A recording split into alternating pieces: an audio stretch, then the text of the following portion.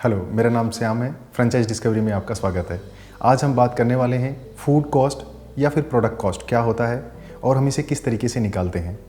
तो actually food cost और product cost ये इंडस्ट्रीज़ के अकॉर्डिंग हम लोग इनको नाम दिए हैं, बट फाइनली अगर हम देखेंगे तो ये एक प्रोडक्ट कॉस्ट ही है। F&B में हम इनको फूड कॉस्ट बोलते हैं और प्रोडक्ट इंडस्ट्रीज़ में, रिटेल में और अनदर इंडस्ट्रीज़ में हम इनको प्रोडक्ट कॉस्ट बोलते हैं। तो किस तरीके से हम लोग एक प्रोडक्ट कॉस्ट निकालते हैं, चलिए मैं एक एग्जांपल लेता हूँ। मान लीजिए अगर आप एक अपैरल इंडस्ट्रीज़ में एक मैन्युफैक्चरिंग का काम कर रहे हैं और आपने अपने नीचे एक फ्रेंचाइजी बिजनेस भी एक्सपांसन करने के लिए रिटेल आउटलेट्स भी बनाए हैं।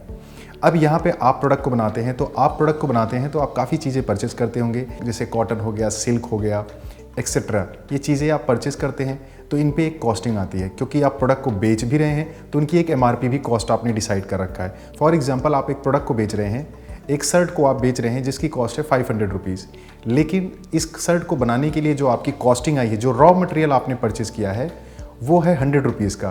तो इसका मतलब है कि जो आपकी प्रोडक्ट की कॉस्टिंग है वो है 20%। बाकी एम्प्लॉयमेंट कॉस्ट हो गया, फिर another manufacturing setup, lot of things होता है जिसकी कॉस्ट फिर आप इसको ऐड ऑन करते हैं। तो ये जो 20% ऑफ अमाउंट है ये आपका हो जाता है प्रोडक्ट कॉस्ट। सिमिलर वे में अगर हम लोग एक एग्जांपल लेते हैं F&B इंडस्ट्रीज़ में, क्योंकि F&B इंडस्ट्रीज़ काफ़ी ग्रोइंग कर रही है और इसमें फूड कॉस्ट के नाम से हम लोग इस कॉस्टिंग को समझते हैं। तो F&B इंडस्ट्रीज़ में फॉर एग्जांपल आप एक फास्ट फूड आउटलेट का बिज़नेस कर रहे हैं और आप अपने नीचे काफ़ी रिटेल्स और फ्रेंचाइजिंग बिजनेस की तरीके से आपने इसको एक्सपांसन कर रखा है और वहाँ पे आप सप्लाई भी कर रहे हैं। तो ऐसे में जो आप रॉ मटेरियल्स, मसाला हो गया और भी काफ़ी सारे आइटम्स हो गए जो आप परचेज़ करते हैं, इन आइटम्स को आप परचेज़ करते हैं तो इन पे जो कॉस्टिंग्स आती है उसको हम बोलते हैं फूड कॉस्ट। फॉर एग्जांपल, आप एक बिरयानी का बिज़नेस कर रहे हैं और आपने एक वेज बिरयानी बनाते हैं और उसको आप बेचते हैं 100 रुपीज़ में।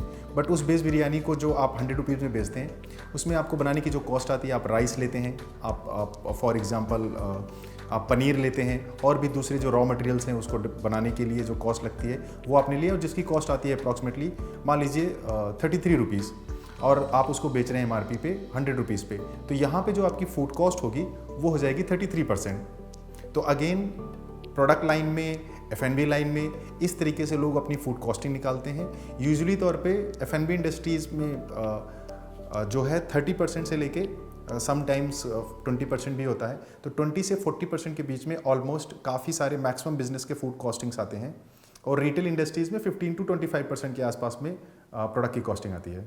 अगर आपको ये वीडियो अच्छा लगा है तो आप इसको प्लीज़ लाइक, सब्सक्राइब और शेयर कीजिए, कमेंट भी प्लीज़ कीजिए, और हाँ, बेल आइकॉन बटन ज़रूर दबाइए, क्योंकि मैं अपने नए वीडियो से आपको नोटिफाई करता रहूँगा।